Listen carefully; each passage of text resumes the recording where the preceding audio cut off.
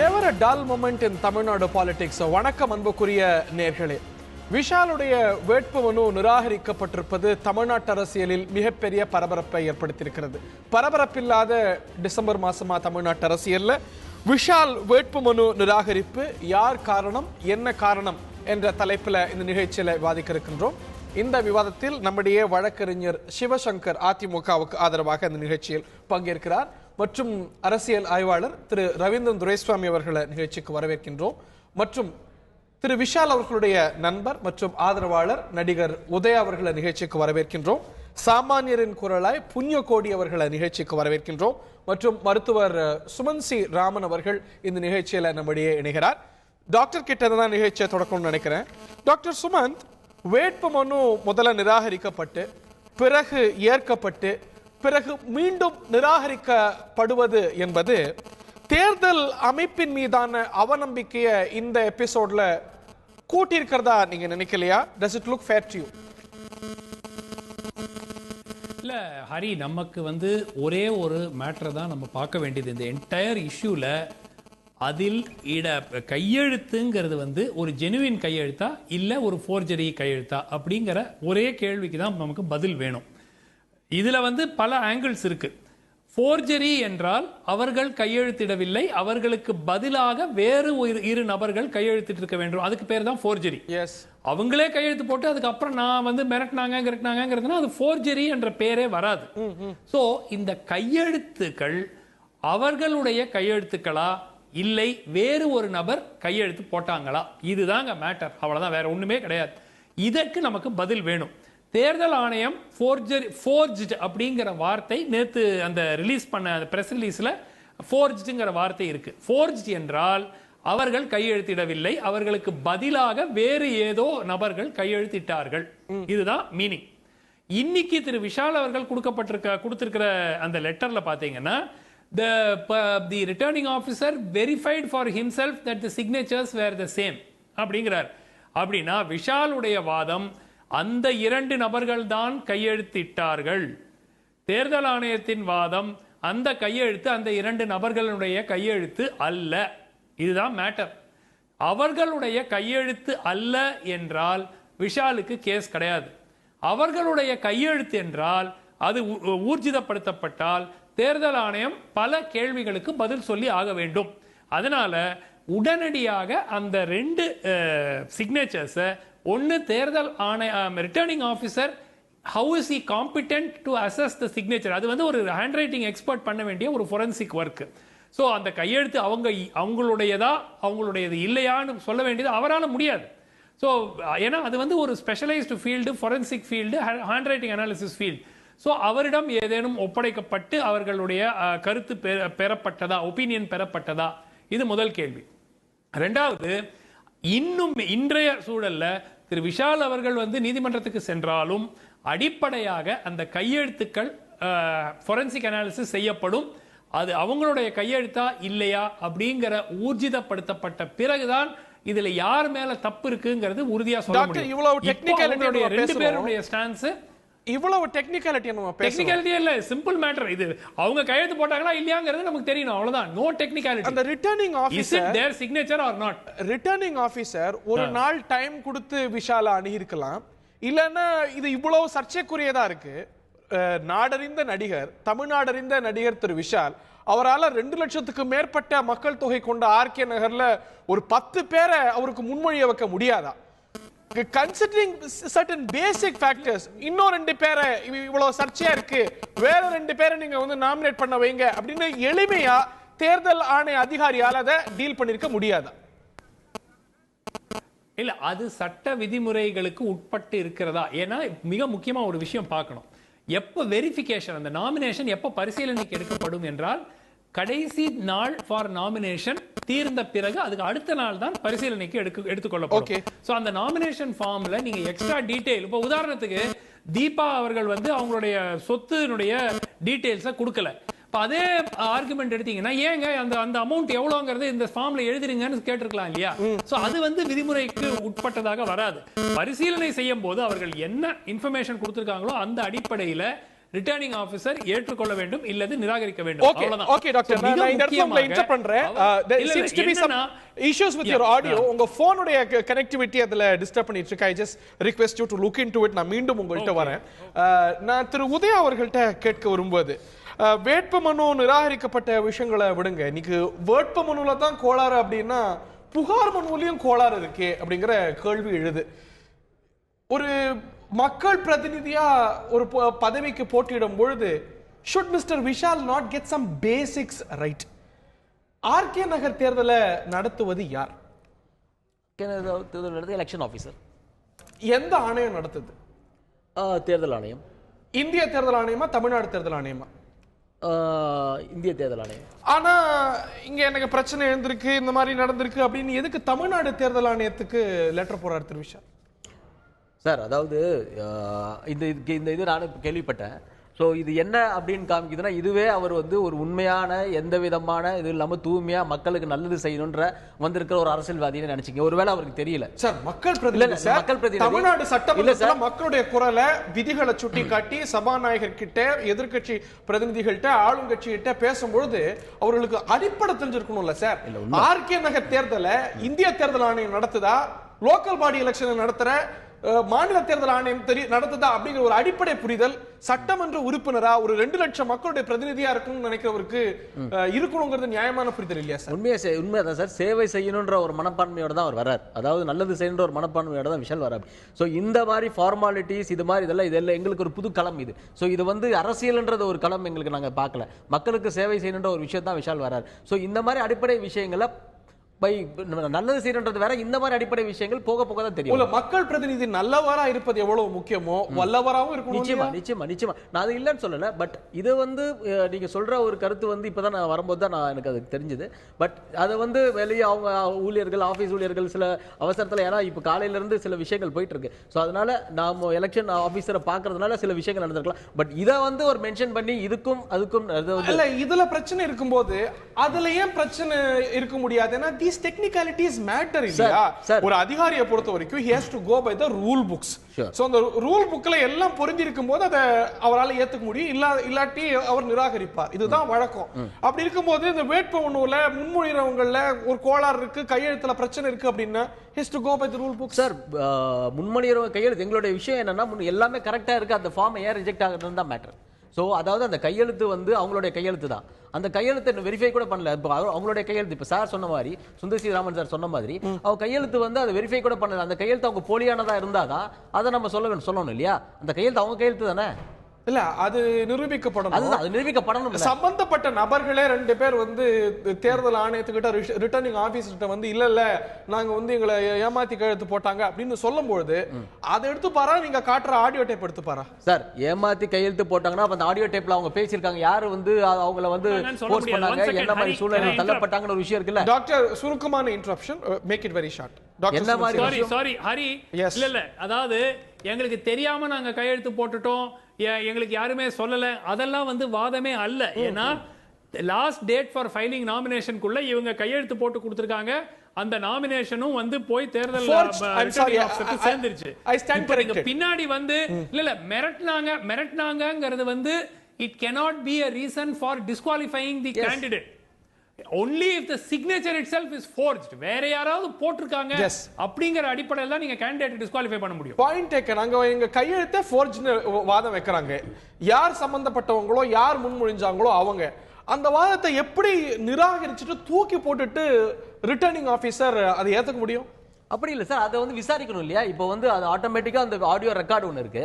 அந்த ஆடியோ ரெக்கார்டில் வந்து சுமதியும் தீபனும் வந்து அவங்கள வந்து வலுக்கட்டாயமாக அவங்க வற்புறுத்திருக்காங்கன்ற பேர் இருக்கு. ஸோ இதில் வந்து வேலும் ஆடியோ ரெக்கார்டை நீங்கள் வந்து அவர் காதில் வைக்கிறீங்க, ரிட்டர்னிங் ஆஃபீஸர் காதில் திரு விஷால் வைக்கிறாரு.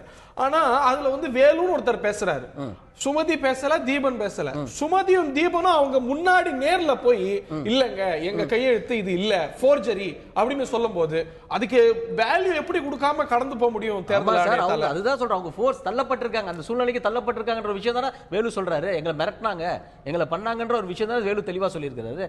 அப்படின்னு பாத்தீங்கன்னா அது தெளிவா புரியுது. அதை விசாரிச்சுட்டு கரெக்டா இருந்தாலே அது தெரிஞ்சிடுமே சார். நான் அதிமுகவுடைய திரு சிவசங்கர் அவர்கள்ட்ட கேட்க விரும்புறேன். நேற்று வந்த ஆடியோ பதிவை கேட்டிருப்பீங்க. சர்ச்சைக்குரிய இந்த நாமினேஷனை ப்ரப்போஸ் பண்ணின சுமதி அப்படிங்கிற நபருடைய கணவருடைய ஆடியோ பதிவு, விஷாலுக்கும் அவருக்கும் நடந்த ஆடியோ பதிவில் மதுசூதனன் அவர்களுடைய ஆட்கள் மிரட்டினாங்க அப்படின்னு வருது. ஸோ குற்றச்சாட்டு அதிமுக மேல எழுது. உங்களுடைய முதற்கட்ட பார்வைகள் மிஸ்டர் சிவசங்கர். அதாவது முதல்ல நடிகர் விஷால் அவர் நடிகர் சங்கத்தில் வெற்றி பெற்றார். அதன் பிறகு தயாரிப்பாளர் சங்க தலைவர் பதவிக்கு போட்டிக்கிட்டு வெற்றி பெற்றார். சரி. ஆனால் அவர் அங்கே ஒரு புல்லை கூட இது வரைக்கும் தூக்கி போட்டதில்லை. அந்த அவர் சம்பந்தப்பட்ட அந்த துறையினுடைய மக்களுக்காக இதுவரை அது உங்க பிரச்சனையா நம்ம பிரச்சனையா இருந்தாலும் சொல்றேன். அதாவது அந்த சங்கத்துடைய பிரச்சனை, அது நாட்டு பிரச்சனை இல்லை. அதன் பிறகு அவர் இப்போ ஆர்கே நகர் தேர்தலில் இடைத்தேர்தலில் அவர் நாமினேஷன் பண்ணார், மனு தாக்கல் செய்தார். ஆனால் சரத்குமார் அவர்களுக்கு அதிமுக சார்பாக சீட்டு கொடுக்கும்போது அவர் நடிகர் சங்கத்தில் எப்படியெல்லாம் செயல்படுறாருன்னு பார்த்து தான் சீட் கொடுத்தீங்களோ? அப்படி கிடையாது. இருந்தாலும் அதாவது ஆர்கே நகர் தொகுதி மக்களுடைய பிரச்சனைகள் பற்றி அவருக்கு எதுவும் தெரியாது. முதல்ல அங்கே தொகுதியில் என்ன மக்கள் என்ன இருக்கிறாங்க, என்னென்ன இப்போ வேலை செஞ்சுக்கிட்டு இருக்காங்க, எந்த ஒரு முன்னறிவும் அவர் கிடையாது. எப்படி சொல்கிறீங்க? அவரை பற்றி திரைத்துறையில் உள்ளவர், அவர் அரசியல் துறையில் அவர் கிடையாது. அவர் அதனால் அவருக்கு திரைத்துறையில் இருக்கிறவங்களுக்கெல்லாம் தெரியாது ஆர்கே நகர் பற்றி. அப்படி கிடையாது. இப்போ புரட்சித் தலைவர் எம்ஜிஆர் அவர்கள் இருந்தார்னா திரைத்துறையில் இருந்து கொண்டே அந்த மக்களுக்காக எவ்வளவோ போராடி இருக்கின்றார், எவ்வளவோ அந்த மக்களுக்காக உழைத்திருக்கின்றார். அதன் காரணமாக அவர் முதலமைச்சரானார். 2016 கருணாசுக்கு சீட் கொடுத்தீங்க, எந்த அடிப்படையில்? அவரும் மக்களுக்காக எவ்வளவு போராடி இருக்காரு. அது போல இவர் போராட்டம் நினைக்க கூடாதா? அதாவது நான் இன்னொன்று என்ன நான் சொல்றேன்னா, அதாவது ஒரு அழகான ஒரு பழமொழி ஒரு கிராமத்தில் சொல்லுவாங்க. அதாவது கூரை ஏறி கோழி பிடிக்க முடியாது, அதனால வானத்தில் ஏறி வைகுண்டத்தை பார்க்க போனான்னா அதை மக்கள் முடிவெடுப்பாங்க. இங்க பிரச்சனை என்ன, எதுக்கு நான் சொல்ல வரேன்னா, இந்த இடத்துல என்ன குற்றச்சாட்டு எழுதுனா அவருக்கு அவரை பத்தி தெரியாது, சினிமா துறையை சேர்ந்தவர், so you consider him insignificant. அப்படிப்பட்ட ஒரு நபரா இருந்தா மதுசூதனன் அவர்களுடைய ஆட்கள் அவரை மிரட்டினாங்க குற்றச்சாட்டு எழுது. அதுக்கு மிரட்டினாங்களாங்கிற கேள்வியை தான் நான் முன்வைக்கிறேன். விஷால பற்றிய கருத்துக்களோட பார்வைகளை மிரட்டினாங்கன்ட்டு யாரோ அவர் சுமதியினுடைய கணவர் வேலுன்ட்டு பேசினாரு. அதன் காரணமாக அது எப்படி, ஆனா அதை விசாரித்தது யார்? தேர்தல் அதிகாரி விசாரித்திருக்கிறார். அவருடைய இது உங்க கையெழுத்து தானான்னு கேட்டிருக்காரு. ஆனால் அவர்கள் நான் கையெழுத்தே போடலன்ட்டு தேர்தல் அதிகாரி முன்புதான் அவர்கள் இருவரும் சொல்லி இருக்கின்றார்கள். அந்த ஆரோ முன்னாடி போய் கொண்டு நிறுத்தினது யார்? இந்த சுமதி அவர்களையும் பிளஸ் தீபன் அவங்க ரெண்டு பேரையும் போய் ரிட்டர்னிங் ஆபீசர் முன்னாடி நிறுத்தினது யார்? விஷால் ஒரு சுயேச்சை, அவருக்கு தொகுதியை பத்தி எதுவும் தெரியாது, திரைத்துறையை சேர்ந்தவர் அக்கார்டிங் டு யூ. அப்படிப்பட்ட நபருடைய அஃபிடவிட் எல்லாம் தோண்டி துருவி அதில் யார் யாரெல்லாம் அவரை ப்ரப்போஸ் பண்ணியிருக்கான்னு பார்த்து கண்டுபிடிச்சு அதில் 2 பேரை கண்டுபிடிச்ச தேர்தல் அதிகாரி முன்னாடி நிறுத்தியது யார்? அது யார்? நாங்கள் யாரும் பண்ணலையே. எங்களை சார்ந்தவங்க யாரும் பண்ணல. ஆனால் அது அதிகாரிகள் அதை மனு பரிசீலனை செய்கின்ற பொழுது ராஜேஷ் என்கின்ற வழக்கறிஞர், யார் அவர்? அதிமுக வழக்கறிஞர். தவறு. ராஜேஷ்னு வழக்கறிஞரே எங்கள்கிட்ட அந்த வழக்கறிஞரே கிடையாது, தவறாக சொல்றார். இல்ல சார், மத்த கேண்டிடேட்ஸ் இந்த அப்ஜெக்ஷனை ரைஸ் பண்ணி வந்தாங்க. அந்த சுயேட்சை ஆளுங்களும் அவங்களும் அதே ரைஸ் பண்ணி வந்தாங்க. சுயேட்சைகள் ரைஸ் பண்ணாங்க, மதுசூதனன் தரப்புல ரைஸ் பண்ணாங்க. சுயேட்சையில நிக்கிறவங்களும் ராஜேஷ் என்றவர் இந்த மாதிரி கரெக்டான சுயேட்சைகள் ரைஸ் பண்ணிருக்காங்க, மதுசூதனன் தரப்பு ரைஸ் பண்ணல. என்னங்க அந்த அப்ஜெக்ஷனை, இந்த சுமதிங்கிற ப்ரொபோசர் பத்தி, திலீப்ங்கிற அந்த ப்ரொபோசர் பத்தின அப்ஜெக்ஷனை சுயேட்சைகள் ரைஸ் பண்ணிருக்காங்க, மதுசூதனன் ரைஸ் பண்ணல. இல்ல அவங்களும் ரைஸ் பண்ணிருக்காங்க. என்னன்னா இப்ப என்ன பிரச்சனைனா, ஆடியோல பாத்தீங்கன்னா அந்த ராஜேஷ் என்ற பேர் தான் வேலு சொல்லியிருக்காரு. சோ அதே ஆடியோல தான் நீங்க ராஜேஷ் என்ற இது அவர் தான் கூட்டிட்டு போயிருக்காரு. ஓகே, ராஜேஷ் என்ற வழக்கறிஞரே எங்கள்கிட்ட கிடையாது. ஓகே, ஆமா. சோ இதுக்கும் உங்களுக்கும் எந்த சம்பந்தமும் எங்களுக்கு கிடையாது. ஏன்னா காய்த்த மரம் தான் கல்லடி போடும்பாங்க. அதனால எங்களுடைய வேட்பாளர் மதுசூதனர் அவர்கள் வெற்றி பெற போகின்றார்கள். அதை பொறுத்துக் கொள்ள முடியாமல் தான் இப்படி வதந்திகளை பரப்புகின்றார்கள். காய்த்த மரம் கல்லடி படுங்கிற அடிப்படையில தான் விஷால் டார்கெட் செய்யப்படுறாரோ? அப்படி கிடையாது. எங்களுக்கு அவர் ஒரு பொருட்டே கிடையாது. எங்களுக்கு ஒரே நோக்கம் என்னவென்றால், எங்களுடைய வேட்பாளர் அண்ணன் மதுசூதனன் அவர்களை வெற்றி பெற செய்ய வைக்க வேண்டும் என்கின்ற ஒரே நோக்கத்தோடு தான் அனைத்து இந்திய அண்ணா திராவிட முன்னேற்ற கழகத்தினுடைய தொண்டர்கள், தலைவர்கள் எல்லாம் அங்கு முகாமிட்டு அங்கு உழைத்துக் கொண்டிருக்கின்றார்கள். முதலமைச்சரும் கிளாரிஃபை பண்ணிருக்கிறாரு மிஸ்டர் புண்ணியகோடி, இதுல எங்களுக்கு என்ன சம்பந்தம் இருக்க முடியும், நாங்க ஒரு பெரிய இயக்கம், நாங்க எதுக்கு ஒரு சுயேட்சையை கண்டு பயப்படணும் அப்படின்னு.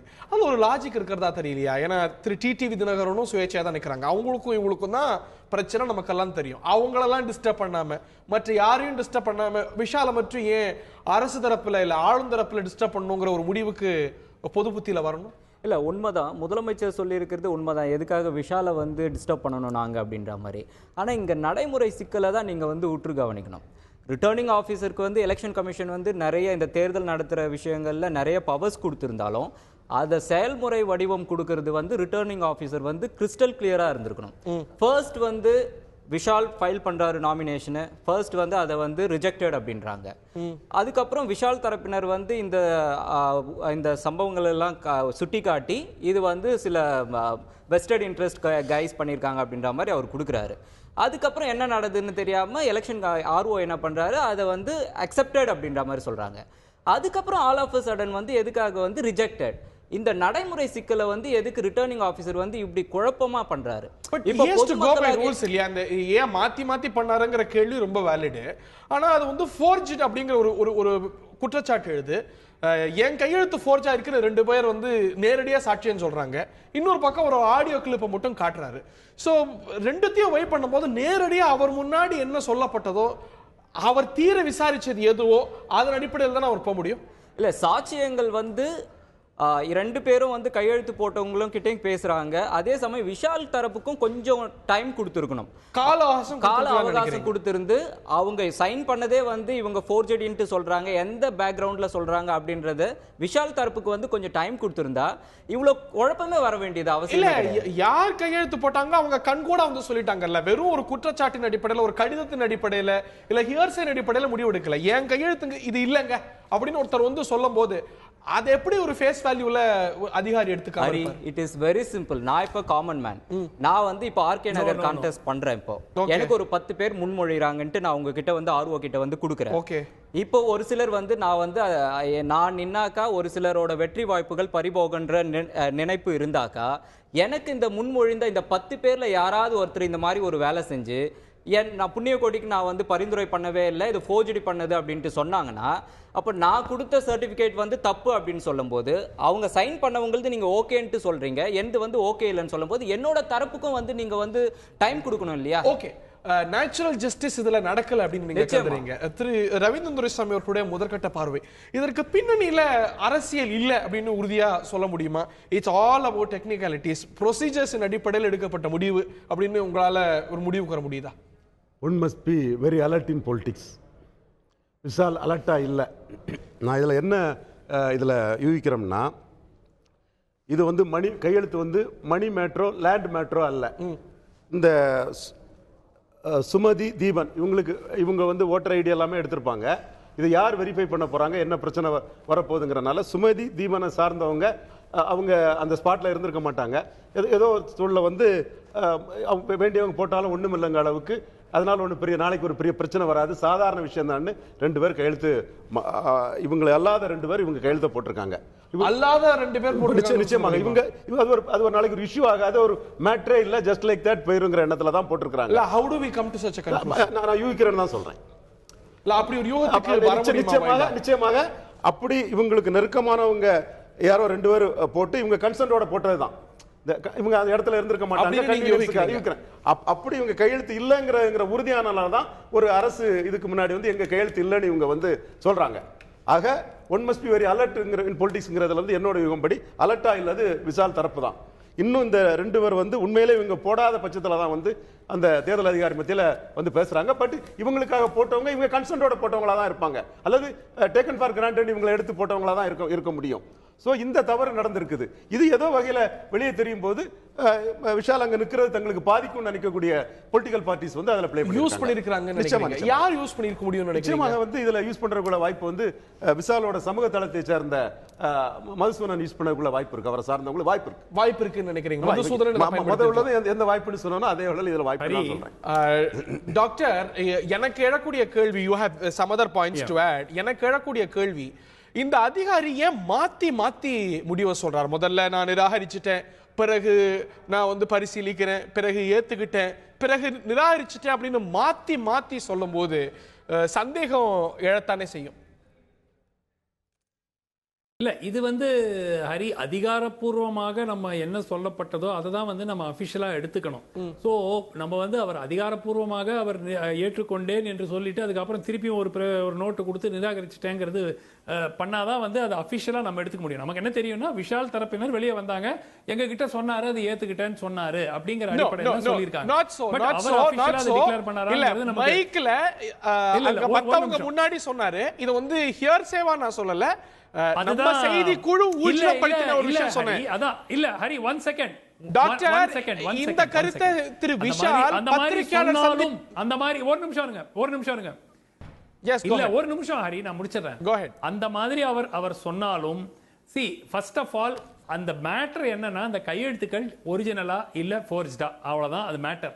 சப்போசிங் அப்போ விஷாலுக்கே சொன்னாரு, சரிங்க நான் ஏத்துக்கிறேன்னு சொன்னாருன்னே வச்சுக்கோங்க. அதற்கு பிறகு மேபி அவர் அந்த ஹேண்ட் ரைட்டிங் அனாலிசிஸ்க்கு யாருக்காவது கூட்டிருக்கலாம், இல்ல என்ன நடந்தது நமக்கு தெரியாது. அவர் அந்த ஃபோர்ஜ்டுங்கிற முடிவுக்கு எப்படி வந்தாரு அப்படிங்கறத நம்ம மிக முக்கியமா பார்க்க வேண்டிய ஒரு கேள்வி. ஏதேனும் ஒரு நிபுணரை வந்து கன்சல்ட் பண்ணி அவங்க வந்து சொன்ன, ஏன்னா ஹேண்ட் ரைட்டிங் எக்ஸ்பர்ட்ஸுக்கு வந்து இது ஒரு 5 நிமிஷம் 10 நிமிஷம் வேலை பார்த்த உடனே சொல்லுவாங்க அவங்க இது ஃபோர்ஜ்டு இல்ல ஜெனுவின்ட்டு.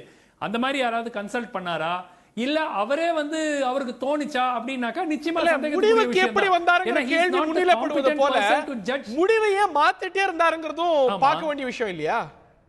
ஏன்னா இல்ல ஹரி அந்த மாற்றத்துக்கு அடிப்படை காரணம் என்ன அப்படிங்கிறது நமக்கு தெரியணும். ரெண்டாவது அந்த மாற்றம் வந்து இந்த ஹேண்ட் ரைட்டிங்கை வேறு யாரிடம் காட்டி கொடுத்து அவர்கள் மூலமாக கருத்து பெற்றாரா? ஏன்னா ஏற்கனவே வந்து அவர் வாட்ஸ்அப்ல கம்யூனிகேட் பண்ணாங்க, விஷால் இது அமிச்சேன் அப்படின்லாம் சொல்லிட்டு இருக்காரு இந்த ஆடியோனுடைய ரெக்கார்டிங். ஸோ அப்போ அவர்கிட்டயும் மொபைல் ஃபோன் அங்கே இருந்திருக்கு. ஸோ மேபி அந்த சிக்னேச்சர்ஸ் போட்டோ பண்ணி யாருக்காவது அமிச்சாங்களா நமக்கு ஒண்ணுமே தெரியாது. ஆனால் அடிப்படையாக தன்னிச்சையாக அவரே வந்து இந்த ஹேண்ட் ரைட்டிங் உடைய ஜெனுவினிட்டியை ஜட்ஜ் பண்ணியிருந்தாருன்னா அது வந்து எவ்வளவு அளவுக்கு ஏற்றுக்கொள்ள முடியும் என்று நம்ம சொல்ல முடியாது.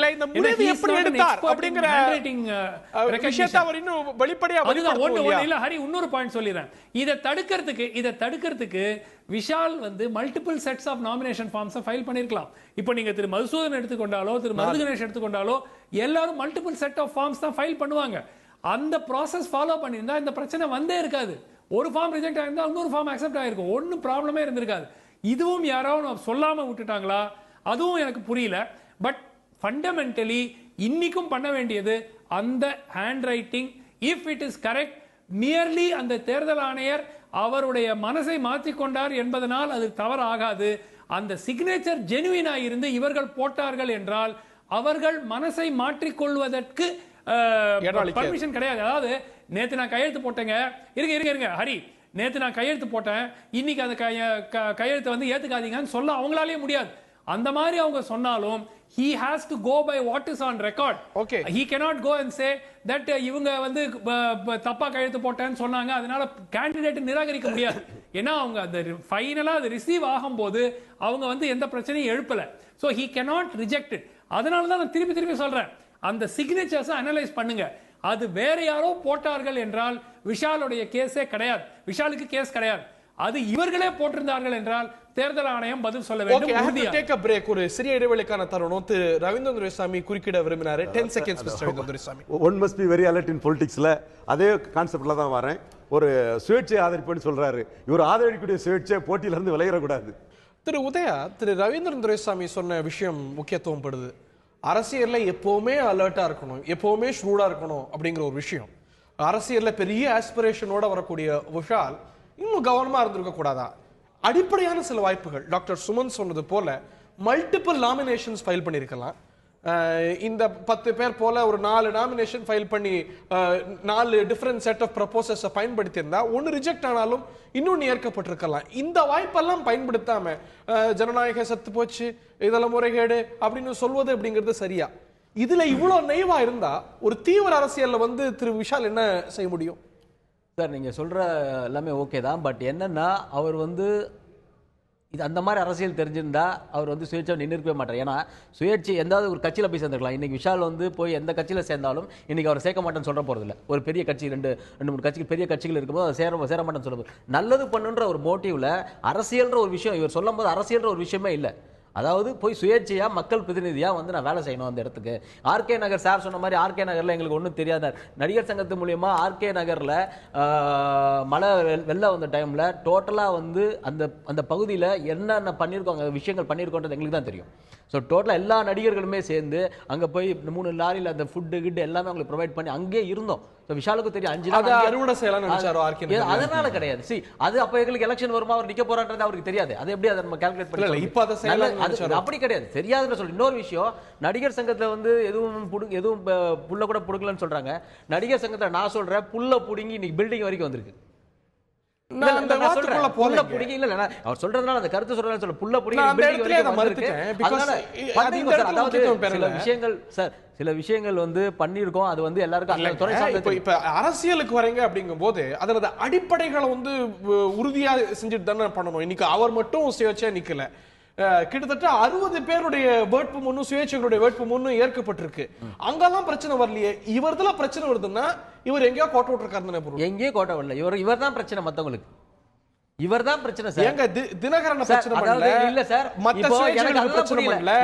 எனக்கு ஒரே விஷயம் எனக்கு அதுதான் புரியல. விஷால்ன்ற ஒரு மனிதர் ஏன் வந்து இவ்வளவு பேர் வந்து அதை பெருசாக்கணும், ஏன் வந்து ஒரு இது பண்ணணும்னு எனக்கு தெரியல. அவரும் ஒரு மத்த 60 பேர் போட்டியாளர் மாதிரி நின்னுட்டு போட்டல. எல்லாத்துக்குமே சரியா விஷாலுக்கு எதுக்கு இவ்வளவு தூரம் ஒரு இம்பார்ட்டன்ஸ்? மத்தவங்களையும் மற்ற பல ப்ரப்போஸ் பண்ணிருக்காங்க. ஆனா அங்க யார்ட்டையுமே பிரச்சனை எழல. இவர் சரியான நபர்களை மாறாத நபர்களை மிரட்டினாங்கன்னு நீங்க சொல்றீங்க உங்க வருஷன். இப்படி மிரட்டலுக்கெல்லாம் பணியாத நபர்களை அவர் வந்து தாம் பக்கம் வச்சு அவங்கள ப்ரொபோஸ் பண்ண வச்சிருந்தா பிரச்சனை இருந்திருக்காது. அது எப்படி சார் எங்களுக்கு மிரட்டுறவங்க மிரட்டாதவங்க எங்களுக்கு எப்படி தெரியுமா சார்? அது எப்படி தெரியும்? இப்ப திரு உதயா என்ன பிரச்சனை வந்தாலும் விஷால் பக்கம் நிப்பார்ல. யாரும் கிடையாது. உதயா வந்து விஷால் வந்து என்ன பண்ணாலும் நிக்க மாட்டாங்க. அவர் உண்மையா இருக்காரு, கரெக்டா. அது போல இவங்க மாற மாட்டாங்க, பால் மாற மாட்டாங்கன்னு உறுதியா நிக்கக்கூடிய ஆட்கள் தானே ப்ரொபோஸ் பண்ண வைக்கணும் சார். ஆர்கே எல்லா மக்களுமே அங்க வந்து இப்ப போய் இறங்கி போகும்போது எவ்வளவு பேர் செல்ஃபி எடுக்கிறாங்க. எல்லா மக்கள் போடுறதுக்கு ரெடியா தான் இருக்காங்க.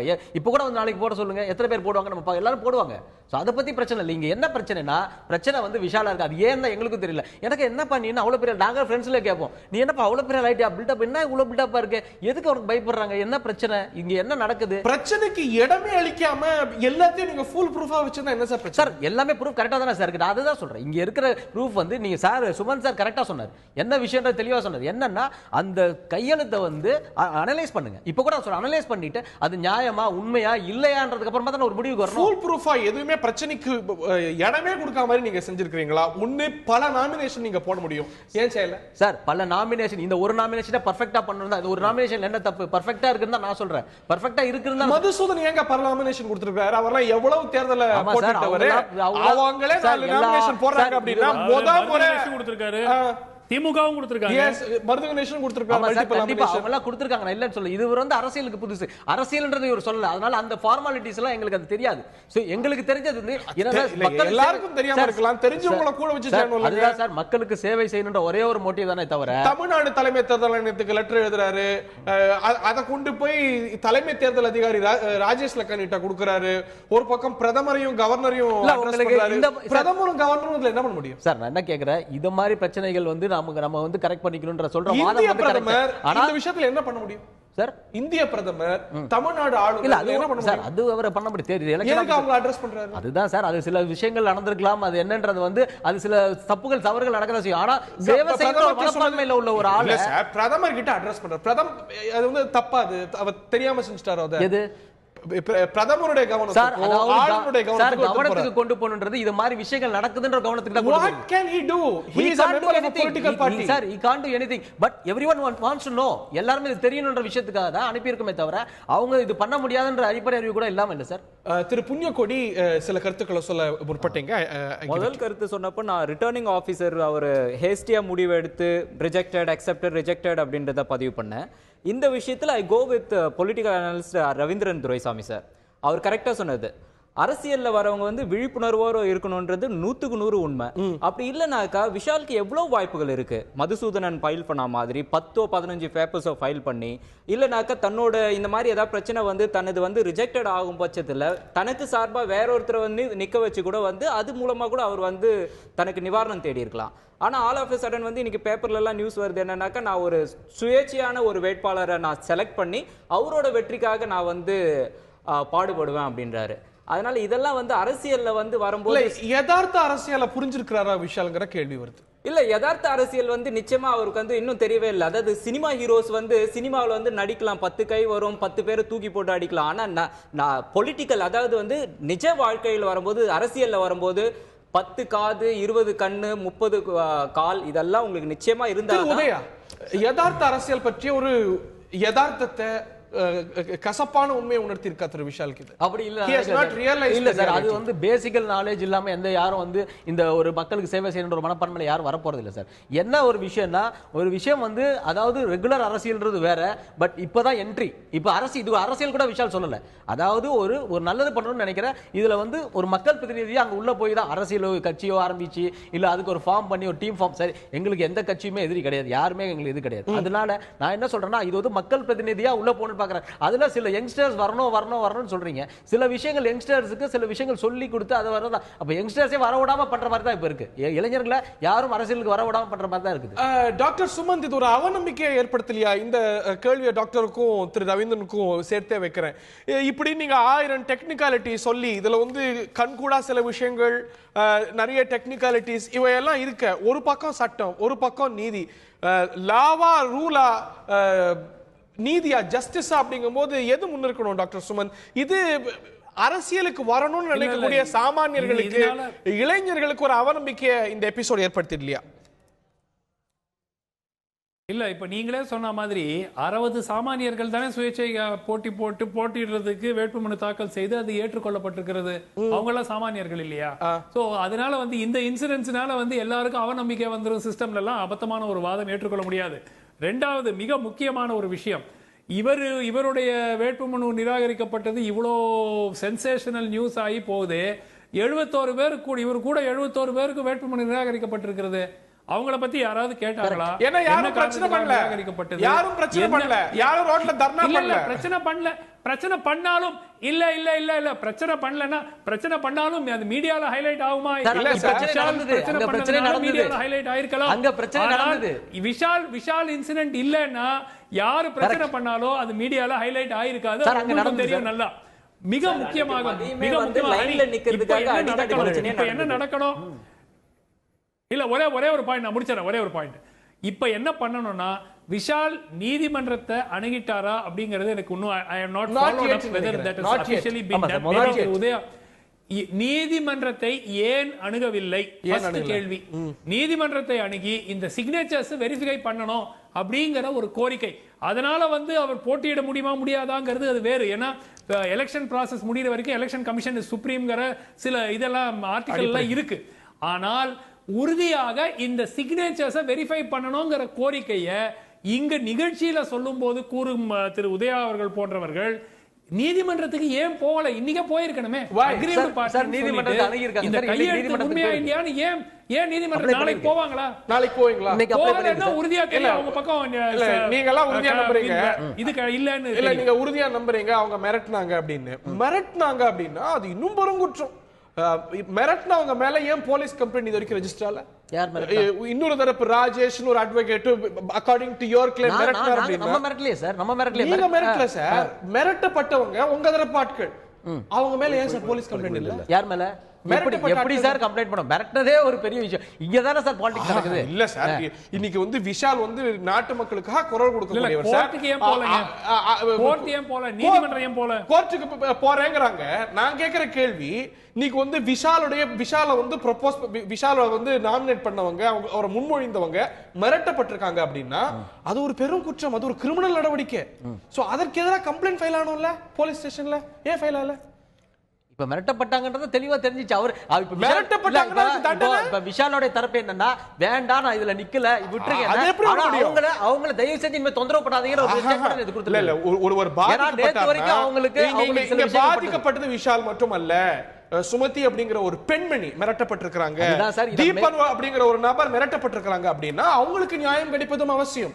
அவங்க விஷாலுடைய ஆதரவாளர்கள், அவர்கள் மிரட்டப்பட்டார்கள் என்றால் அவர்கள் சார்பில் ஏன் போலீஸ் கம்ப்ளைண்ட் கொடுக்கப்பட்டது? அது அவங்க தான் போகணும் sir. Vishal Why haven't they gone? No, that's what I'm saying. Vishal தரப்புல வந்து வேண்டாம், ஓகே நான் இது வந்து ஓகே எலெக்ஷன்ல நான் நிக்கல, ஓகே அவங்கள தயவு செஞ்சு இது என்ன out of court settlement? அவர் நியாயம் கிடைக்க மாட்டாமா? தொந்தரவு பண்ணாதீங்கன்னு தான் சொன்னார். நேத்து ஸ்டேட்மென்ட் கூட கொடுத்திருக்காரு. 2 நபர்கள், அப்பாவி நபர்கள் மிரட்டப்பட்டு ஒரு அநீதி நடந்திருக்கு அப்படின்னா அவர்களுக்கு நியாயம் கிடைக்கணும் அப்படின்னா அவங்க போய் கம்ப்ளைண்ட் கொடுக்கணும், இல்ல அவங்க சார்பா கம்ப்ளைண்ட் கொடுக்கணும். ஏன் போல? should that not happen? இல்ல அவங்க சார்பா அவங்க தானே சார் கம்ப்ளைண்ட் கொடுக்கணும். ஏன் பண்ணல? இல்ல அதுதான் இப்ப அப்படினா விஷாலோட கிளைம்லயும் சந்தேகம் வருது இல்ல? என்ன கிளைம் சந்தேகம் வரும்?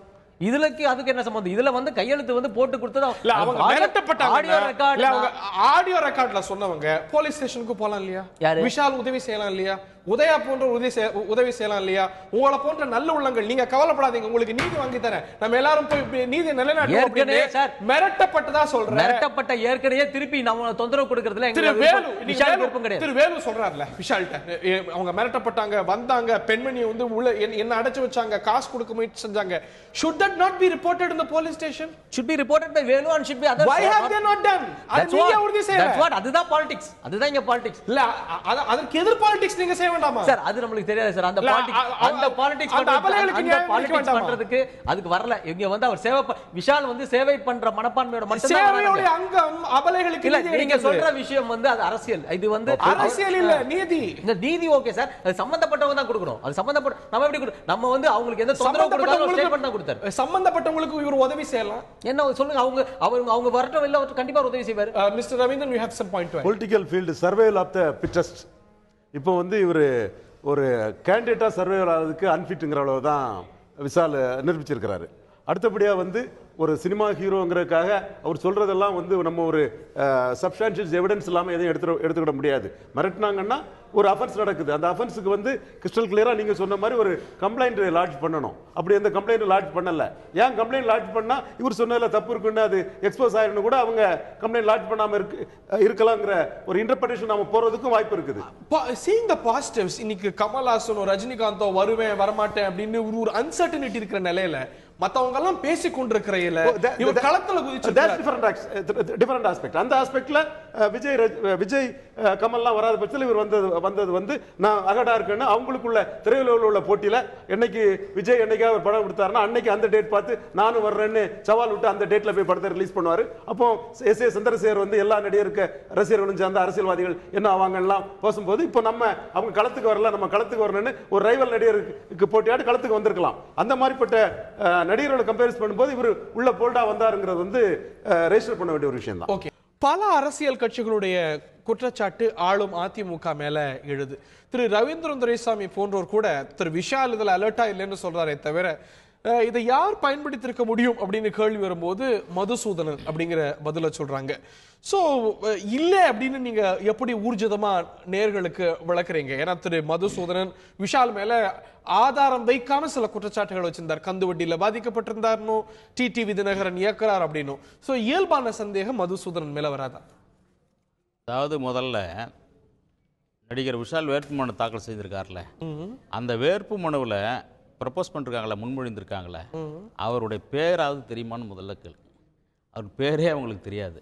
ரெண்டாவது எப்படி சொல்றீங்க? நிச்சயமா தெரியாது, இல்லைன்னா இவ்வளவு பிரச்சனை நடந்திருக்காது. இப்படி ரெண்டாவது பேர் தெரியாதுன்னு எப்படி ஊர்ஜிதமா ஒரு ஃபேக்டா சொல்றீங்க? உறுதியா சொல்றேன்.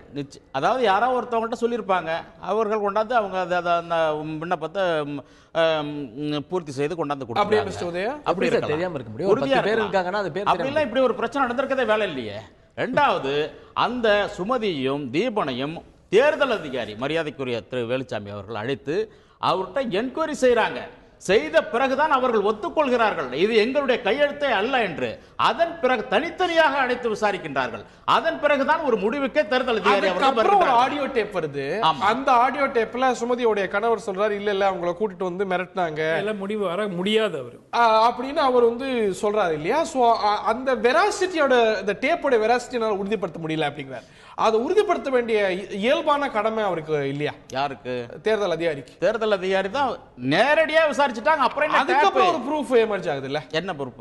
ஒருத்தர் வந்து இந்த கையெழுத்து இல்லைங்கிறாங்க, பிறகு அவர் மிரட்டப்பட்டாருங்க ஒரு குற்றச்சாட்டு வரும்போது அதுவும் விசாரிக்கப்பட வேண்டிய விஷயம் இல்லையா? மிரட்டப்பட்டாருன்னு எப்படி சொல்ல முடியும்? எந்த ஆதாரம் இருக்குது? எப்படி ஆடியோ டேப், ஆடியோ கான்வர்சேஷன் நான் கூட தான் சொல்லலாம். இப்போ என்ன வந்து ஒருத்தவங்க வந்து மிரட்டுறாங்கன்னு சொல்லிட்டு நான் கூட தான் ஒரு அது போலியா ஒன்று செய்யலாம், யாராவது ஒருத்தவங்களை செட் பண்ணி. அதே போலதான் அது விசாரிக்கப்படணும் இல்லையா? நிச்சயமா. இல்ல, இன்னைக்கு சட்டத்திலேயே சொல்லிருக்கு ஒரு நாள் எடுத்துக்கலாம் அப்படின்னு. ஒரு நாள் வந்து திரு விஷாலுக்கு வாய்ப்பு கொடுத்து இன்னொரு தரப்பை மீண்டும் அழைத்து அதை செஞ்சிருந்தா இந்த சந்தேகத்துக்கு இடம் இருக்காது இல்லையா? சரியானதை செய்வது எவ்வளவு அவசியமோ அது சரியானது என்று உணரப்படுவதும் அவசியம் இல்லையா? கிடையாது. அதாவது தேர்தல் அதிகாரி இருவரையும் நேரடியாக அழைத்து அவர் தனி அறையில் விசாரிக்கின்றார். தனி அறையில் விசாரித்து அதன் பிறகுதான் ஒரு முடிவுக்கு வருகின்றார். இது அவருடைய கையெழுத்து இல்லை என்று. அதன் பிறகுதான் அவர் அவருடைய தீர்மானமாக அதை நிராகரிக்கின்றார். இது எப்படி வந்து மதுசூனை எப்படி எல்லாம் வேட்பாளர் சொல்றாரு அந்த அவங்கள்ட்ட கூட்டி விசாரிக்கிறாரு, அதுக்கப்புறம் தான் ஏத்துக்கிறாருங்கிறீங்க. அப்புறம் நிராகரிச்ச பிறகு அக்செப்டட்னு எங்க சொல்றாரு? இல்லையே, அக்செப்டன்ஸ் சொல்லிட்டாருன்னா அதுல ஏதாவது வந்து அவங்க கையெழுத்து இல்லைன்னு சொன்னா கூட அவர் உடனடியா ஏற்றுக்கொள்ள கூடாது. அவங்களே சொன்னா கூட அந்த சிக்னேச்சர் யாருடையதுங்கிறது வெரிஃபை பண்ண வேண்டியதுதான் அவருடைய பணி. உடனடியா அவங்க சொல்லிட்டாங்க, சரி அவங்க சொல்றதா சரியா இருக்கும் அப்படிங்கிற ரீதியா எப்படி ஒரு முடிவுக்கு வர முடியும்? அத ரெக்கார்ட் பண்ணிட்டு இருக்காங்களா இல்லையா? அத வந்து ரெக்கார்ட் பண்றாங்க. அப்புறம் எப்படி சம்பந்தப்பட்ட கையெழுத்து போட்டவங்களே சொல்றாங்க டாக்டர் சுமன் கையெழுத்தலன்ட்டு. ரெக்கார்ட் என்ன ரெக்கார்ட் பண்ணாங்க? ரெக்கார்ட் பண்றது வேறங்க. நான் கையெழுத்து என்னுடைய கையெழுத்து இல்லன்னு அவங்க சொல்றாங்க. காட்டணும். அது எப்படி? அவரா அவங்க சொல்லிட்டாங்க, சரி அவங்க சொல்லிட்டாங்க நேரடியா சொல்றாங்க. டாக்டர் சுமந்த் இதெல்லாம் சொல்லிட்டாங்க நேரடியா. என்ன நேரடியா சொல்லிட்டாங்க? நேத்து கையெழுத்து போட்டு ஒரு நீதிபதி கிட்ட நேரடியா சொல்றாங்க சாட்சி. அதை ஏற்றுக்கொண்டு தான் ஆகணும். அடிப்படையாக அந்த கையெழுத்து யாருடையது அதை பார்க்க வேண்டியதுதான் அவருடைய பணி. கையெழுத்து போட்டவங்க சொல்றாங்க, இன்னைக்கு வேற சொன்னாங்க. கையெழுத்து போட்டவர்களே இது என்னுடைய கையெழுத்து அல்ல என்று அவர் தேர்தல் அதிகாரி முன்பு சொல்லுகின்றார்கள். அவங்க சொன்னாங்க சாட்சி எதுக்கு? ஒரு நீதிமன்றத்தில் ஒரு நீதியரசர் சாட்சியை கேட்டுதானே தீர்ப்பு அளிக்கிறார்கள். சாட்சியை கேட்டுதானே தீர்ப்பு அளிக்கிறாரு. அதன்படி தானே தீர்ப்பு சொல்லப்படுகிறது நீதிமன்றத்தில். அந்த சம்பந்தப்பட்டவரே சொல்லுகின்ற பொழுது அப்படி எப்படி அதை வெரிஃபை பண்ண எப்படி வெரிஃபை பண்ண முடியும்? அதை உடனே ஏத்துக்கணும். தேர்தல் அதிகாரி நேரடியாக டாக்டர் சுமந்த் சட்டத்திலே ரெப்ரசன்டேஷன் ஆஃப் பீப்பிள்ஸ் ஆக்ட்லயே டாக்டர் சுமந்த் ஒரு நாள் டைம் எடுத்துக்கிட்டு இதை செய்யலாம் அப்படின்னு வாய்ப்பு இருக்கும்போது ஏன் அதிகாரி நேத்தியே முடிவு எடுத்துக்கணும்?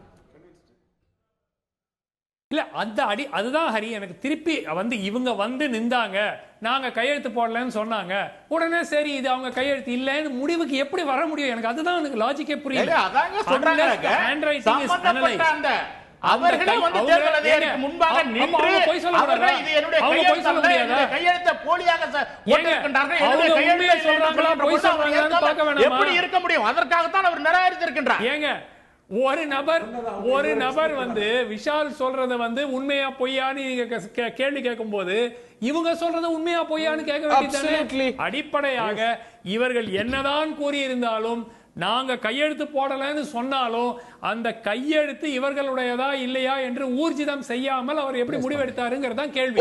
ஊர்ஜிதம் செய்திருக்கலாம், அது நமக்கு தெரியாது. சோ யாருக்காவது ஒரு எக்ஸ்பர்ட் கிட்ட அனுப்பிச்சு ஒப்பீனியன் வாங்கி இருக்கலாம், அது நமக்கு தெரியாது. he was an explanation. But வாங்காம இவங்க சொன்னாங்கங்கிறதுனால நிராகரிக்க முடியாது. குட் ஃபெய்த்ல ஒரு ரிட்டர்னிங் ஆபீசர் செய்யறான்னு கூட அதை எடுத்துக்கலாம். எப்படின்னா 2 பேர் நாங்க இல்லன்னு சொல்றாங்க, 2 பேரும் வர்றாங்க, 2 பேரும் எங்க கையெழுத்து இல்லைங்கிற ஒரு கருத்தை சொல்றாப்ல.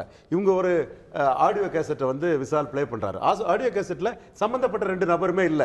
இந்த 2 நபர் ஒரு நபர் தொடர்புடைய இன்னொரு நபர் இருக்கிறாரு. சோ பிரைமா பேசி பார்க்கும்போது இவங்க செய்யறது கரெக்டா இருக்குங்கிற மாதிரி ஒரு முடிவை எலெக்ஷன் ஆபீசர் எடுக்கிறார். அவ்வளவுதான். இல்ல நீங்க கூட ஒரு வாய்ப்பு ஒரு நாளைக்கு கொடுக்கலாம்னு இருக்கும்போது ஏன் நேத்தே எடுத்துக்கணும்? இந்த வாய்ப்பை அஜிடேட் பண்ணனும்னா எங்களை மிரட்டுனாங்கன்னு இந்த 2 பேர் சொன்னாங்க இல்லையா, அந்த அம்மா சுமதி தான் எங்களை மிரட்டுறான்னு சொல்லணும். அவங்களும் சொல்லல, தீபனும் சொல்லல.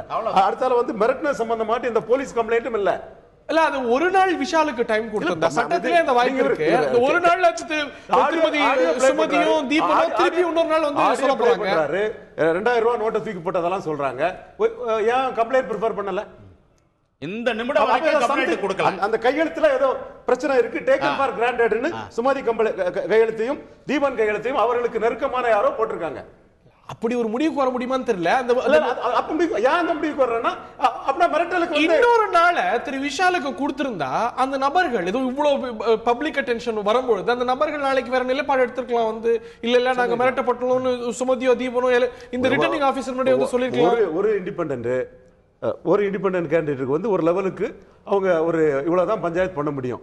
அதை பண்ணிருக்காப்ல. எலெக்ஷன் கமிஷனை பொறுத்த வரைக்கும் இண்டிபெண்டன்ட்டோ கட்சியோ எல்லாரும் சமம் இல்லையா? இவ்வளவுதான். நீங்க வந்து ரெண்டு பேர் வந்து இன் பர்சனே வந்து சொல்றாங்க இல்லையா? அப்போ குட் ஃபெய்த்ல ஹி இஸ் அதுக்கப்புறம் ஒரு கான்ட்ரோவர்சி எழுதி returning officer convinced, return officer தப்பு பண்ணாரா சரி பண்ணாராங்கறத விசால் அஜிடேட் பண்ணதுக்கு உரிமை இருக்கு. Let him to. உங்க பார்வை ரிட்டர்னிங் ஆபீசருக்கு வந்து இதுல டிஸ்கிரிஷனரி பவர்ஸ் எதுவுமே இல்ல. எவிடன்ஸ் பேஸ் பண்ணி தான் அவர் வந்து எடுக்கணும்.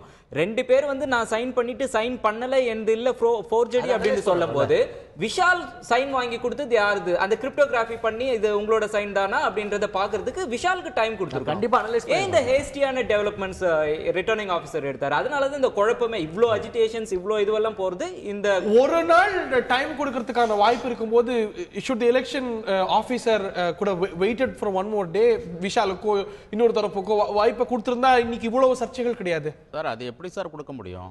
அதான் ஏற்கனவே மனு தாக்கல் செய்த பிறகு அதன் பிறகு ஸ்க்ரூட்னிங் அப்போ வந்து பார்க்குறாங்க, அதை அந்த மனுவை சரியாக பூர்த்தி செய்யப்படலை. அதன் காரணமாக தான் அதுக்காக எப்படி அவருக்காக வந்து எப்படி all equal before law. Okay, Thiru Udhaya அவர்கள்ட்ட கேட்க வரும்போது இது ஒரு சின்ன விஷயம், இது வந்து இதை வைத்து திரு விசால வீழ்த்த நினைக்கிறாங்களோ அப்படிங்கிற ஆதங்கத்தை உங்க கேம்ப்லேருந்து கேட்க முடியுது. பட் ஆனால் எலெக்ஷன் ப்ராசஸை பொறுத்த வரைக்கும் இந்த சின்ன சின்ன விஷயங்களுக்கு பெரிய பெரிய தாக்கங்கள் இருக்கு இல்லையா? உதாரணத்துக்கு திருமதி இந்திரா காந்தியோடைய வழக்கு, அலகாபாத் நீதிமன்றம் கொடுத்த தீர்ப்பு என்ன பிரச்சனை அப்படின்னா, அவங்க வந்து ஒரு அரசு அதிகாரியை அரச மேடையை பயன்படுத்திட்டாங்கன்னு. அந்த அரசு அதிகாரியோ அரசு மேடையோ அவங்க வெற்றிக்கு வழிவகுக்கல. ஆனா அந்த குற்றச்சாட்டு ஊர்ஜிதமானதுனால அவங்க பதவிக்கே வேட்டு வருது, அதன் விளைவா எமர்ஜென்சி எல்லாம் வருது. ஸோ எலெக்ஷன் ப்ராசஸை பொறுத்த வரைக்கும் தீஸ் டெக்னிகாலிட்டிஸ் மேட்டர். ஸோ ஷூடா இருந்திருக்க வேண்டியது வேட்பாளருடைய பொறுப்பு இல்லையா? உங்களுடைய இறுதியான கருத்தை கேட்க வேண்டியது. அதுதான் நான் சொல்றேன், நான் ஒரு தெளிவாகவே சொல்றேன். விஷால் பொறுத்த வரைக்கும் அரசியல்ன்ற ஒரு கட்டத்துக்கு அவர் நுழையணுன்ற விருப்பம் இல்லை. அவர் வந்து இப்போ நிறைய விஷயங்கள் நான் சொல்கிறேன், அவர் தேவி ட்ரஸ்ட்னு ஒன்று வச்சிருக்கிறாரு. ஸோ அதே மாதிரி பல விஷயங்கள் விஷால் பொறுத்த வரைக்கும் நாங்களாம் நண்பனாக எதுக்கு கூட இருக்கணும், நல்ல மனசு நல்ல விஷயங்கள் நிறைய செய்கிறா அப்படி.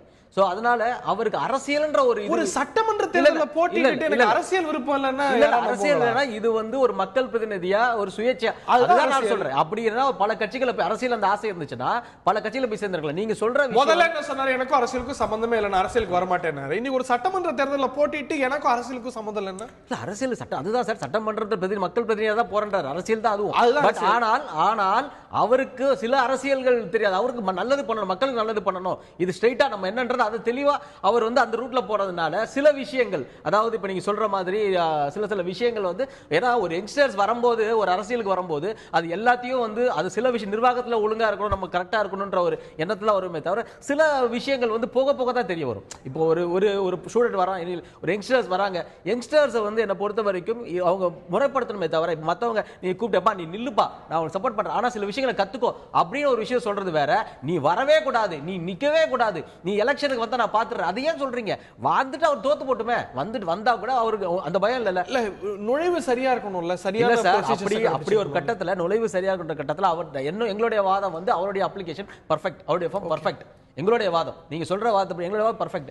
அப்படி இருக்கும்போது டைம் அனலைஸ் பண்ற கூட டைம் கொடுக்காம நினைக்கிறீங்க அதிமுக தான் இருக்கு அப்படி நாங்க சொல்ல முடியாது சார். அதாவது அரசியல் இருக்கு, அரசியல் இருக்கு, மற்ற கட்சிகள் இருக்கு, அரசியல் இருக்கு, அவ்வளவுதான். இது அரசியல், அவ்வளவுதான். அரசியல் கட்சிகள் இருக்கலாம், அது எந்த கட்சியாவும் இருக்கலாம், அரசியல் அவ்வளவுதான். இது அரசியல் என்ன பொறுத்து என் பாயிண்ட் ஆஃப் வியூ வரைக்கும் இது கண்டிப்பா பாலிடிக்ஸ். இது நான் என்ன சொல்றேன்னா தயவு செஞ்சு யங்ஸ்டர்ஸ் எல்லாம் அரசியலுக்கு வரணும்னா மக்கள் இப்ப யாருமே வர விடாம பண்ற மாதிரி தான் இந்த பொசிஷன் இருக்கு. அப்படி ஒரு தோற்றம் உங்களுக்கு கிடைக்குதா? நான் ஒரு சின்ன உதாரணத்தை மட்டும் சொல்லிடுறேன். ஒரு மாணவன் வந்து பரீட்சைக்கு வந்து தயாராகிறார். அவர் ஃபுல்லாக அந்த சப்ஜெக்ட் சிலபஸ் எல்லாமே படித்து முடிச்சிடறாரு. ஒரு கேள்வி வருது, இந்திய தேர்தல் ஆணையம் பற்றி ஒரு சிறு குரூப் வரைக அப்படின்ட்டு. அங்கே போயிட்டு 5 இயர் பிளான் பற்றி எழுதிட்டோம். 5 இயர் பிளானில் வந்து இந்திய தேர்தல் ஆணையத்தை பற்றியும் மாற்றி எழுதினாக்கா அது லாஜிக்கே இல்லை. சப்போஸ் நான் வந்து நல்லாவே எனக்கு தெரியுது நான் நல்லாவே ப்ரிப்பேர்ட் ஆயிருக்கேன் அப்படின்றது என்னோட லெவலில். ஆனால் இது ஒரு பிளண்டர் மிஸ்டேக்கில் போயிட்டு நான் வந்து ஃபெயில் ஆகும்போது நான் சொல்லிக்கலாம் வெளியில் வந்துட்டு இல்லை நான் சூப்பராக நான் ப்ரிப்பேர் ஆனா ஆனால் வந்து எனக்கு ஏனோ மார்க் போடல, இதில் ஏதோ சதி இருக்கு அப்படின்னு சொன்னா கொஸ்டின் நம்பர் எழுதினா ஆசிரியர் அவங்களோட டிஸ்கிரிப்ஷனை பயன்படுத்தி சின்ன பிழை தானே அப்படின்னு ஏற்றுக்கிட்ட உதாரணம். அது போல இதுல சரி இப்ப இதுக்கு முன்னாடி நம்ம கூட கேள்விப்பட்டா 2009 கூட இது மாதிரி ப்ரொபோசல்ஸை பொறுத்த வரைக்கும் டெக்னிக்கலான பிரச்சனை வந்தபோது லிபரலா ரிட்டர்னிங் ஆபீசர்ஸ் நடந்த உதாரணங்கள் உண்டு. அது போல நடந்துக்கலையோ? இல்ல அது எப்படி வந்து அவரோட ஒரு டிஸ்கிரிஷனரி பவர், இவர் வந்து இந்த கேள்விக்கு வந்து இதுதான் பதிலா சொல்லியிருக்காரு, இந்த கேள்விக்கு மாத்தி எழுதிட்டாரு அப்படின்ட்டு அவர் ஒரு முடிவுக்கு எப்படி வர முடியும்? சோ நீங்க வந்து அலர்ட் இல்லைன்றது தான் உங்களோட செயல்பாடுல தெல்ல தெளிவா காட்டுது. ஓகே, டாக்டர் சுமந்த் அவர்கள்ட்ட கேட்க வரும்போது திரு விஷால் சொல்லக்கூடிய இன்னொரு விஷயம் முக்கியத்துவம் பெறுது. அந்த அதிகாரி அவரோட சொந்த டிஸ்கிரிஷன்ல இல்லாம வெளியில போய் காலெல்லாம் எடுத்து பேசிட்டு வந்தார் அப்படின்னு மேலேருந்து இன்ஸ்ட்ரக்ஷன் வந்திருக்கு அப்படிங்கிறது அவருடைய குற்றச்சாட்டு. That's a very serious charge. அதுவும் ப்ரோ பண்ணப்படணும்னு நீங்க நினைக்கலையா? இல்லை அதாவது ஒரு ரிட்டர்னிங் ஆஃபீஸர் மொபைல் ஃபோனில் பேசக்கூடாதுன்னு எந்த விதமான ஒரு ரூலும் கிடையாது. அவர் ரிட்டர்னிங் ஆஃபீஸர், எலெக்ஷன் ப்ராசஸ் நடந்துட்டு இருக்கு, அந்த நாமினேஷன் ஸ்க்ரூட்டினி நடந்துட்டு இருக்கு. அடிப்படையாக அவர் கிளாரிஃபிகேஷனே கேட்டிருக்கலாம், அது தப்பே கிடையாது. இப்போ டெல்லிக்கு ஃபோன் பண்ணியே எலெக்ஷன் கமிஷன் ஆஃப் இந்தியாவில் அவருடைய சீனியர் ஆஃபீஸர்ஸ் கிட்ட, அஃபிஷியல்ஸ் கிட்ட, ஐயா அந்த மாதிரி ஒரு சிச்சுவேஷன் இருக்கு, என்ன பிரச்சனை, இதை எப்படி தீர்த்து வைக்கணும் அப்படிங்கிறது என்ன கைட்லைன்ஸ் இருக்கு, நான் ரூல் புக் பிரகாரம் இப்படிதான் செய்யலாம்னு நினைச்சிட்டு இருக்கேன், இது சரியா தவறா எனக்கு கொஞ்சம் சொல்லுங்க, கேட்கறது தப்பே கிடையாது. இது உடனடியா வந்து அவர் போன்ல யார்கிட்டயோ பேசினாருங்கிறதுனால இவர் உடனே வந்து யாரோ இவர்கிட்ட இன்ஸ்ட்ரக்ஷன் இப்படிதான் நீங்க செய்யுங்க, இவர் எப்படியாவது அனுப்பிருங்கன்னு சொன்னதுங்கிறதுக்கு எந்த விதமான ஒரு ஆதாரமும் இல்லை. அவர் வந்து முதல்ல அறிவிச்சிட்டு மாத்துறாரு, போன்ல மைக்ல அறிவிச்சிட்டு மாத்துறாரு, அக்செப்ட் அறிவிக்கிறாரு, விஷால் கை கொடுக்கறாரு, கை கொடுக்கும்போது இல்லங்க உங்களுக்கு ஏத்துக்கல, இட் இஸ் நாட் அக்செப்டட்னு அந்த அதிகாரி சொல்ல மாட்டாரா? சரி அப்படின்னு கேட்டுட்டு பிறகு ரிஜெக்டட்னு சொல்வாரா? ஹரி ஒரு நிமிஷம் அடிப்படையா லெட் அஸ் அஸ்யூம் ஒரு தவறாவே அவர் சொல்லிட்டாருன்னு வச்சுக்கோங்க. அதுக்கு அப்புறம் கூட அவருக்கு தோணி இருக்கலாம், ஐயோ அந்த சரியா பார்த்தோமா இல்லையான்னு யாருக்காவது ஃபோன் பண்ணிருக்கலாம், அவங்க சொல்லிருக்கலாங்க இந்த மாதிரி சிச்சுவேஷன் இருந்துச்சுன்னா இப்படிதான் செய்யணும்ட்டு. சோ அடிப்படையா நமக்கு அந்த பிரைமா ஃபேசி எவிடன்ஸ் இல்லாம நம்ம மேலஃபைட் அலெஜ் பண்ண முடியாது. மிக முக்கியமான விஷயம், திருப்பி நான் சொல்றேன், நாளைக்கு விஷாலுடைய தரப்பினர் அவர்கள் பக்கம் நீதியும் நியாயமும் இருக்கிறது என்றால் நீதிமன்றம் செல்ல வேண்டும். இந்த கையெழுத்தை சோதனையிடுங்கள், இது இவர்களுடைய கையெழுத்தா இல்லையா என்று சோதனை செய்யுங்கள் என்று நீதிமன்றத்தில் ஒரு ப்ளீ வைக்கணும். ஒரு ஹேண்ட் ரைட்டிங் அனாலிசிஸ் எக்ஸ்பர்ட்டுக்கு இது 10 நிமிஷம் வேலை. 10 நிமிஷத்துல அவங்க பார்த்து இந்த கையெழுத்து இவங்க கையெழுத்து தானாங்கிறத கண்டுபிடிச்சு சொல்லிடுவாங்க. ஓகே டாக்டர் திரு ரவீந்திரன், உங்களுக்கு you know which side is correct, which side is wrong. Okay, சுருக்கமான இறுதியான கருத்து மிஸ்டர் ரவீந்திரன் துரைசாமி. நம்ம கிட்ட டிஃபெக்டிவ் வச்சுக்கிட்டு மற்றவங்களை குறை சொல்றதுல வந்து பிரயோஜனம் இல்லை. இது வந்து விஷாலுக்கு ஒரு அனுபவம், அரசியல் அனுபவம், ஒரு படிப்பினை. அடுத்தால வந்து 18 எம்எல்ஏ தொகுதியோட நிச்சயமா வந்து அவருக்கு ஒரு பாப்புலாரிட்டி ஏறி இருக்கு. நான் ஏற்கனவே முதல் ரவுண்ட்லேயே சொன்னேன், அரசியல் வருவேன்னு சொல்லி தங்களுக்காக தாங்களே முயன்று முன்னெடுப்பு செய்து தாங்களே அதுக்காக சில வேலைகளை செய்யறவங்களை விட கொஞ்சம் அதிகமா வேலையை செய்துட்டாரு. பாஜக தேசிய செயலாளர் ஹெச் ராஜாவை விமர்சனம் பண்ணாரு. ஸோ அதுல கொஞ்சம் வந்து அவரு நிச்சயமா ஏற்கனவே வந்து நடிகர் சங்கத்துல வந்திருக்கிறாரு, இது தயாரிப்பாளர் சங்கத்தில் வரும்போது இதுலயும் வரணும்னு நினைச்சாரு. இது அரசியல் களங்கிறது வேற, இது வேற டொமைன். அதுல ரொம்ப அலர்ட்னஸ் இல்லாம ரொம்ப ஒரு காம்ப்ளசண்டா வந்தாரு. அதோட பலனா அவர் தான் அனுபவிக்கிறார். ஏன்னா அது வந்து என்ன பாயிண்ட் ஆஃப் வியூனா, ஒரு நல்லது, அதாவது நடிகர் சங்கத்திலையும் தயாரிப்பாளர் சங்கத்திலையும் இன்னைக்கு வந்து சில விஷயங்கள் பண்ணிட்டு தான், அதுக்காக நடிகர் சங்க தயாரிப்பாளர் சங்கத்தில் ஜெயிச்சதுனால அரசியல் அவருக்கு அந்த இதுக்கு வரணும்ன்றதெல்லாம் கிடையாது. ஒரு சேவை மனப்பான்மையோட வராரு, அது உள்ள போய் மக்கள் பிரதிநிதியா பண்ணணும்ன்ற ஒரு எண்ணமாய் தானே தவிர மற்றபடி அது எதுவும் எந்த எண்ணமும் கிடையாது. சில விஷயங்கள் வந்து சில விஷயங்கள் போக போக தான் தெரிய வரும். ஸோ என்னை பொறுத்த வரைக்கும் நான் தெளிவாக சொல்றது என்னன்னா, இளைஞர்களை தயவு செஞ்சு வர விடுங்க. அவங்களுக்கு கூட இருந்து ஒரு ஆசிரியராவோ ஒரு மாணவ ஒரு இதா இருந்து தட்டி கொடுத்து இளைஞர்களை வர விடுங்க. இளைஞர்கள் வரணும்னு சொல்லிட்டு பேட்டி கொடுக்குறோமே தவிர மற்றபடி அதை யாரும் வந்தா அதை அங்கீகரிக்கிறது கிடையாது. சில அப்படி நிராகரிக்கிறது தான் உண்மை இங்க நடக்குது. ஓகே, இந்த தருணத்தில் நிகழ்ச்சியை நிறைவு செய்தாக வேண்டும். இது ஒரு பெரிய பரபரப்பை ஆர்கே நகர் தேர்தலை பொறுத்த வரைக்கும் ஏற்படுத்தியிருக்கு. தொடக்கத்தில் சொன்னது போல never a dull moment in Tamil Nadu politics. டிசம்பர்னா கேட்கவே வேண்டாம். நிகழ்ச்சியில் பங்கு கொண்ட விருந்தினர்கள் அனைவருக்கும், பார்த்த நேயர்களுக்கும் நன்றி. இன்னொரு நிகழ்ச்சியில சந்திப்போம். வணக்கம்.